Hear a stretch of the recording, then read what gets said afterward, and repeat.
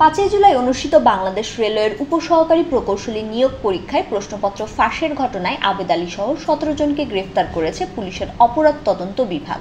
250-টিরও বেশি design option নিয়ে Walton smart fridge, বোঝে আপনার প্রয়োজন। আবেদ আলীর স্বীকারোক্তিতে 2005 সালের থেকে পিএসসির অধীনে অনুষ্ঠিত বিভিন্ন নিয়োগ পরীক্ষার প্রশ্নপত্র ফাঁসে সম্পৃক্ততার কথা স্বীকার করেছেন। এর মধ্যে একটি সংবাদপত্রে প্রকাশিত প্রতিবেদনে দাবি করা হয়, সৈয়দ আবেদ আলী পিএসসির সাবেক চেয়ারম্যান অধ্যাপক জিনাতুন্নেসা তাহমিদা বেগমের গাড়ি চালক ছিলেন।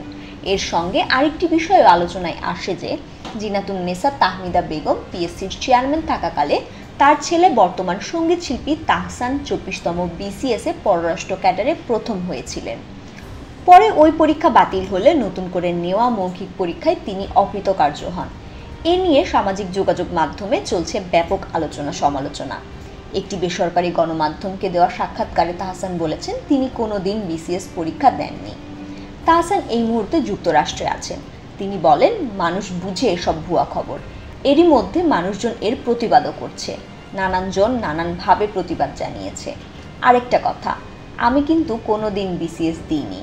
আর যেই গাড়ি চালকের কথা বলা হচ্ছে তিনি কোনোদিন আমার আম্মার গাড়ি চালক ছিলেন না। তাহসানও তার মাকে নিয়ে আলোচনার মধ্যে বিষয়টি নিয়ে কথা বলেছেন সুরকার ও সঙ্গীত পরিচালক প্রিন্স মাহমুদ। সাধারণ মানুষের নজর অন্যদিকে সরিয়ে নেওয়ার জন্য এসব ভুয়া খবর সামনে আনা হয় মন্তব্য করে প্রিন্স মাহমুদ লিখেছেন, তাহসানের বাবা মা দুজনেই অত্যন্ত সৎ মানুষ।